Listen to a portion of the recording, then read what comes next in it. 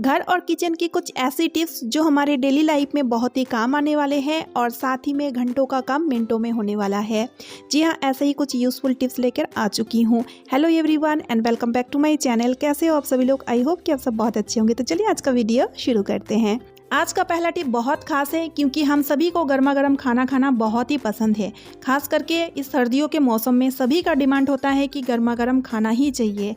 तो खाना जब हम बनाते हैं, जब हम लेडीज़ खाना बनाते हैं, चाहे हम कुकर में बनाएं या तो फिर कढ़ाई में बनाएं, तो खाना बनाने के बाद जब खाना को हम इस तरह से रखते हैं तो ये बहुत ही जल्दी ठंडा हो जाता है। फिर हमें क्या करना पड़ता है, बार बार खाना को गर्म करना पड़ता है। और आपको शायद पता नहीं होगा कि कुकर में रखा हुआ खाना कढ़ाई में रखा हुआ खाना के मुकाबले जल्दी ठंडा होता है। इसका रीज़न चलिए मैं आपको बताती हूँ। जब हम कुकर में इस तरह से खाना को बना के रखते हैं तो ये जो सीटी देख रहे हैं ना, इसी सीटी से कुकर का जो प्रेशर है वो रिलीज़ होना शुरू हो जाता है। धीरे धीरे करके इसका जो प्रेशर है वो रिलीज़ हो जाता है, जिस वजह से कुकर में रखा हुआ खाना बहुत ही जल्दी ठंडा हो जाता है। तो ऐसा ना हो, इसके लिए आपको क्या करना है, आपको लेना है फॉयल पेपर और फॉयल पेपर को इस तरह से कुकर में आप बिछा दीजिए। बिछाने के बाद इसका जो ढक्कन है, यानी कि कुकर का जो ढक्कन है, उसको इस तरह से टाइटली बंद कर दीजिए। ठीक है, और इस तरह से फॉयल पेपर को आप साइड से मोड़ दीजिए। तो इससे ये होगा, आप देख पा रहे होंगे कि जो फॉयल पेपर है ना, फॉयल पेपर से पूरा ही कुकर जो है ना, कुकर का जो ढक्कन साइड वो कवर हो चुका है। यानी कि ये जो सीटी है इसमें से अभी इसका जो प्रेशर है वो रिलीज़ नहीं हो पाएगा, जिस वजह से आपका खाना लंबे टाइम तक गर्म रहेगा और आपको इस ठंडियों के मौसम में बार बार खाना को गर्म करने की नौबत भी नहीं पड़ेगी, है ना।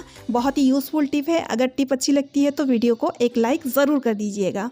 हम सभी लेडीज़ों को चूड़ी पहनना बहुत ही पसंद होता है, लेकिन चूड़ी पहन के घर के काम को करना इतना आसान नहीं है।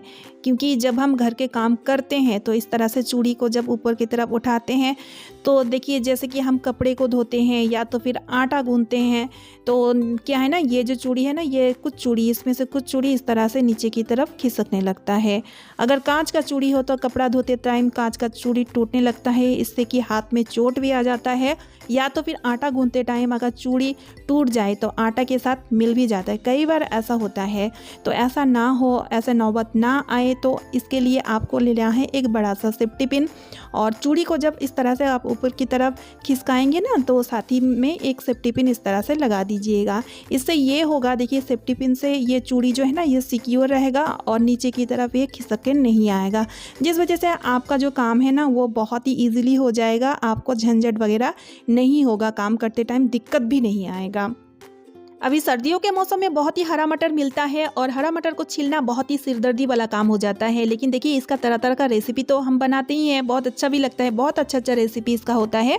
लेकिन क्या है ना, इस तरह से अगर हम हरा मटर को छीलेंगे, क्योंकि कुछ लोग होते हैं इस तरह से हरा मटर को छीलते हैं, जिस वजह से उनको बहुत टाइम तो लगता ही है। साथ ही में क्या है ना, देखिए इस तरह से अगर हरा मटर को छीलेंगे तो नेल की मदद से इस तरह से छीलते हैं, जिस वजह से नेल में पेन होने लगता है। एक ही साथ में बहुत सारा हरा मटर को अगर इस तरह से छीलेंगे तो नेल में पेन होना आम बात है।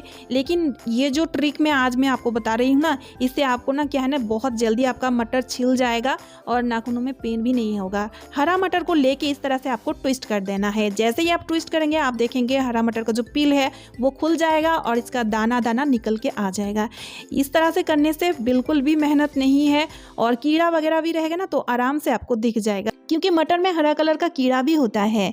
और अगर आप इस तरह से मटर को छीलते हैं तो आप देखेंगे टीवी देखते देखते इजीली 10 से 15 मिनट के अंदर किलो मटर को आप छील पाएंगे। आपको बिल्कुल भी भनक नहीं लगेगा। उम्मीद है आप सबके लिए ये टिप बहुत यूज़फुल रहेगा। और मेरा ये वाला टिप बहुत ही यूज़फुल है, छोटा टिप है लेकिन बहुत ही यूज़फुल है। अक्सर जब हम लेडीज़ किचन में खाना बनाते हैं, सब्जी वगैरह काटते हैं, तो हमेशा ऐसा एक्सीडेंट हम सभी के साथ होता रहता है। चाकू में इस तरह से ना सब्जी काटते टाइम उंगली वगैरह कट हो जाता है, और उंगली वगैरह अगर कट हो जाए तो इस तरह से देखिए खून भी निकलता है।